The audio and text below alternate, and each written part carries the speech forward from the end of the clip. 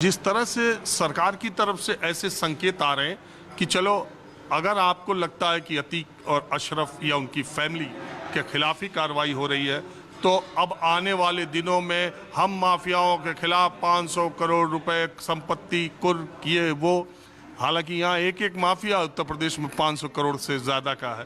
तो पिछले 7-6 सालों का जो ट्रैक रिकॉर्ड इस सरकार का है, आपको नहीं लगता कि कुछ पे नरमी और कुछ पे सख्ती किस संकेत दिखते हैं? नहीं राजीव जी, मुझको जो लग रहा है ये 6 साल में जो काम 40 साल में नहीं हो पाया वह काम माननीय योगी जी ने 6 साल में करके दिखा दिया। अब अगर आप कहेंगे कि क्या दिखा दिया, तो अतीक का जो आतंक था यहाँ पे क्या मतलब आप समझिए धीरे धीरे करके पूरे उत्तर भारत में जहाँ तक उसका फैलाव था, तरह तरह के बिजनेस में पैसे को इन्वॉल्व करना, कोई ऐसा बिजनेस नहीं था जो बिजनेस अतीक अहमद नहीं कर रहे थे। साबरमती जेल में बैठ करके उनका नेटवर्क हमको लगता है बाहर रहने से ज़्यादा अच्छी तरह से वो जेल के अंदर से अपना नेटवर्क चला रहे थे।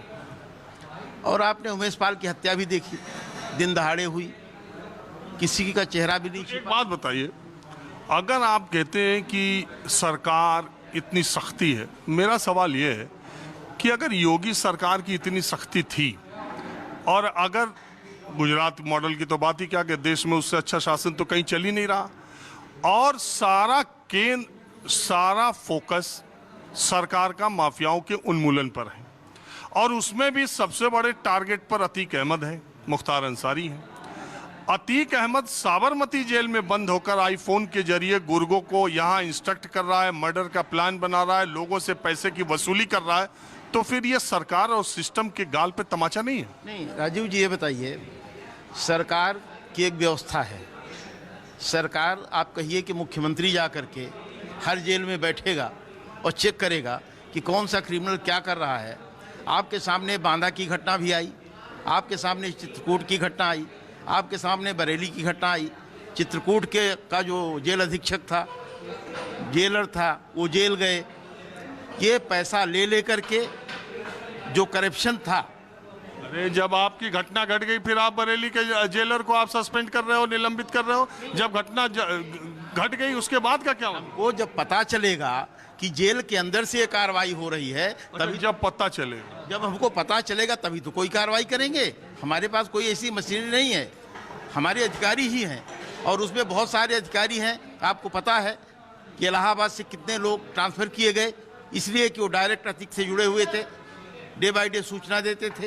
अरे तो बीजेपी के बहुत नेता भी तो जुड़े हुए हैं, जुड़े हुए थे। अब मुंह मत खुलवाइए। मैं ये मानता हूं कि अगर बीजेपी का कोई नेता जुड़ा है तो उसके खिलाफ भी वही कार्रवाई होनी चाहिए जो अतीक। अगर जुड़ा है आप कह रहे? नहीं भाई, मेरे नॉलेज में नहीं जुड़ा है। अगर जुड़ा है कोई नेता तो उसके खिलाफ भी उसी तरह कार्रवाई होनी चाहिए जो एक माफिया खिलाफ होती है।